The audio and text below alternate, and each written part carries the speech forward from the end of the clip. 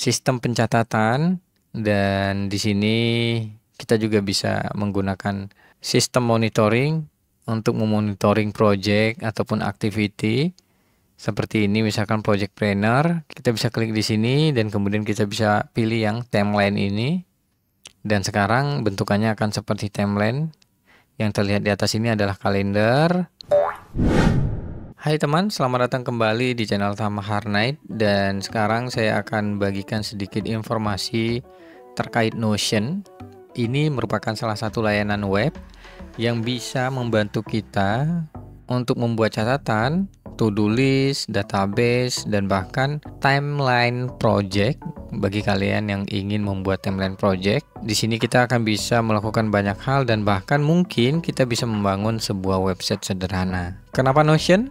Notion itu sudah banyak digunakan beberapa perusahaan dan bahkan di sini Notion sudah dipercaya oleh beberapa bagian seperti Netflix, Discord, dan Figma. Jadi Notion sudah bisa diintegrasikan ke situ dan kita akan melihat banyak sekali fitur yang diberikan oleh Notion. Jadi kita akan langsung aja lihat di sini. Kita bisa membuat library pribadi, kemudian kita bisa membuat sebuah dokumen sederhana, kemudian kita bisa membuat project. Di sini projectnya dalam format Kanban dan juga AI, kemudian juga kalender dan juga website. Jadi ini fitur-fitur yang dimiliki oleh Notion dan kita akan coba untuk memulainya.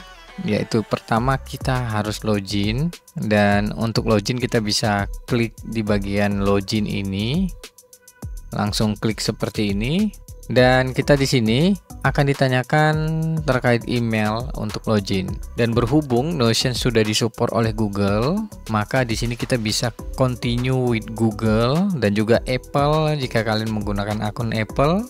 Jadi kalian bisa pilih.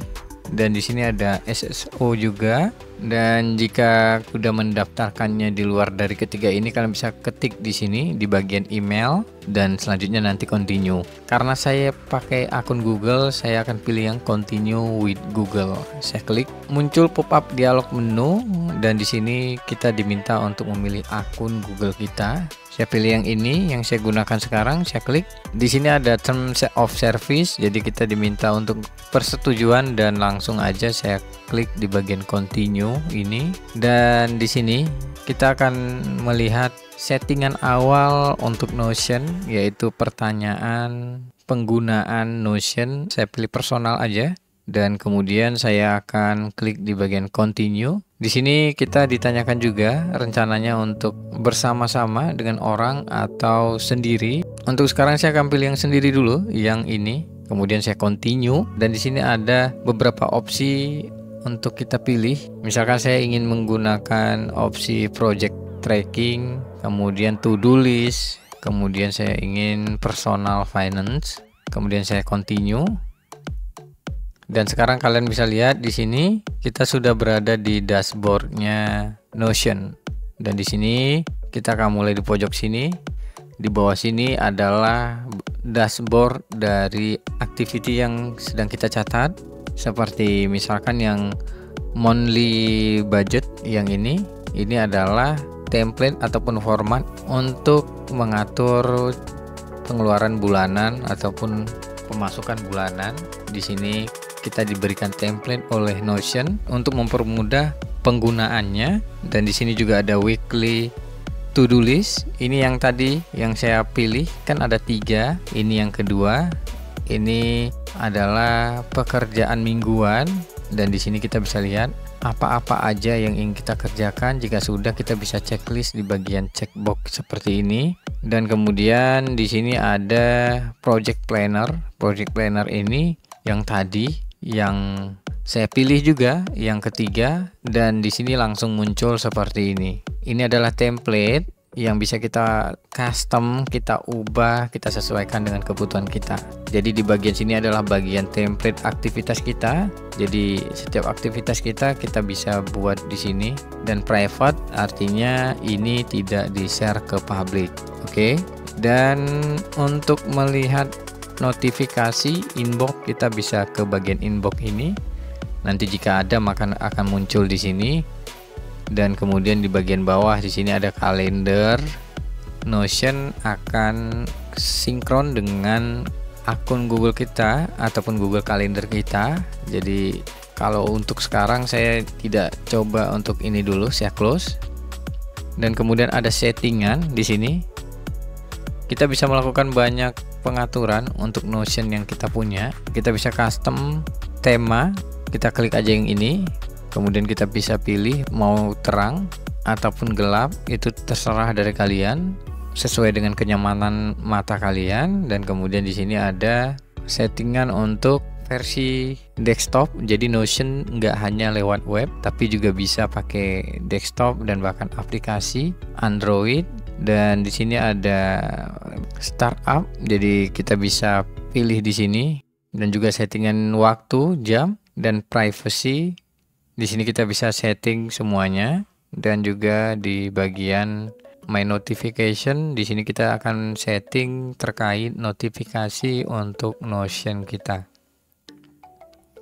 Dan di sini My Connection ini adalah fitur integrasi dengan aplikasi lainnya ataupun pihak di luar dari Notion. Di sini ada Slack, ada Google Drive, ada Jira bahkan, dan kemudian ini ada language and region. Di sini kita bisa ubah bahasanya. Yang sekarang digunakan bahasa Inggris, nanti kita bisa ubah ke bahasa lainnya.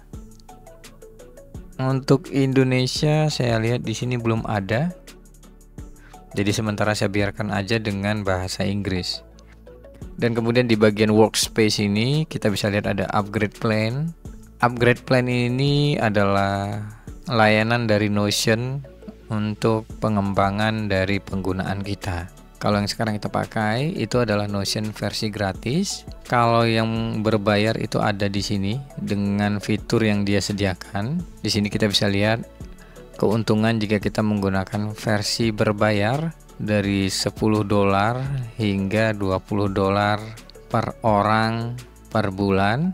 Jadi bagi kalian yang butuh lebih dari yang versi gratis ini, kalian bisa menggunakan versi plus. Saya pikir sebagai pemula kita cukup yang di bagian gratis aja dulu. Kalau kita udah cukup paham, cukup tahu, dan bahkan kita sudah menggunakannya di ranah perusahaan, seharusnya kita sudah menggunakan yang bisnis ataupun enterprise. Dan selanjutnya di bagian setting ini kita akan bisa men-setting terkait profile kita dan juga foto profile dan settingan dari penambahan user. Jadi kita bisa menambahkan orang lain agar bisa melihat workspace yang kita punya.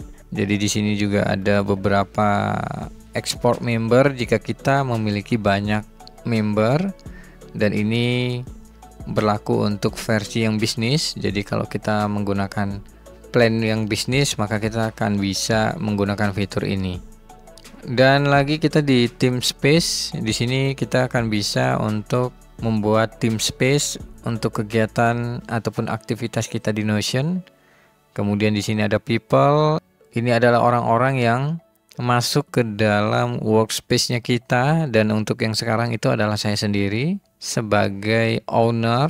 Dan di sini ada site, kemudian ada emoji, dan juga secure and data, dan identity provisioning, dan connection, dan yang terakhir itu import.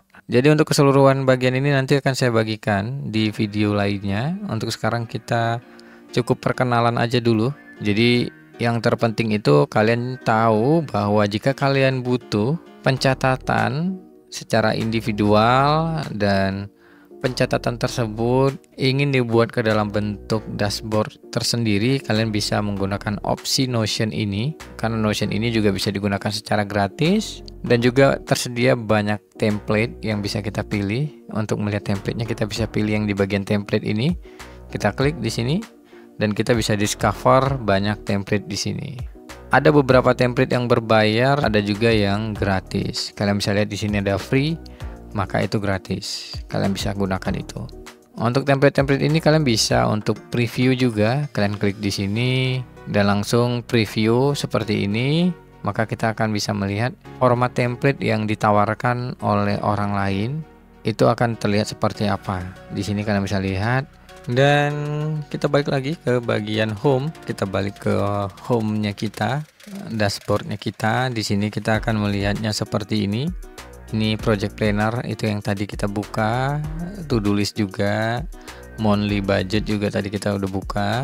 Jadi 3 template ini adalah template yang dibuat secara otomatis oleh Notion sesuai opsi yang kita pilih tadi. Tapi jangan takut, kita nggak hanya punya 3 template, kita bisa punya banyak template lainnya.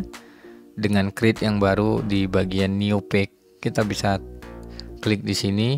Nanti kita bisa setting banyak hal di sini. Balik lagi, Notion ini akan bisa membantu kita sebagai suatu sistem pencatatan, dan di sini kita juga bisa menggunakan sistem monitoring untuk memonitoring project ataupun activity. Seperti ini, misalkan project planner, kita bisa klik di sini dan kemudian kita bisa pilih yang timeline ini. Dan sekarang bentukannya akan seperti timeline. Yang terlihat di atas ini adalah kalender, dan jika kita memberikan aksi di sini ataupun tanggal di sini, maka nantinya di timeline akan mengikuti dari data table ini. Jadi kita akan bisa merubah statusnya nantinya, ingin dibuat dan belum mulai, not started, ataupun in progress. Jadi begitu teman-teman.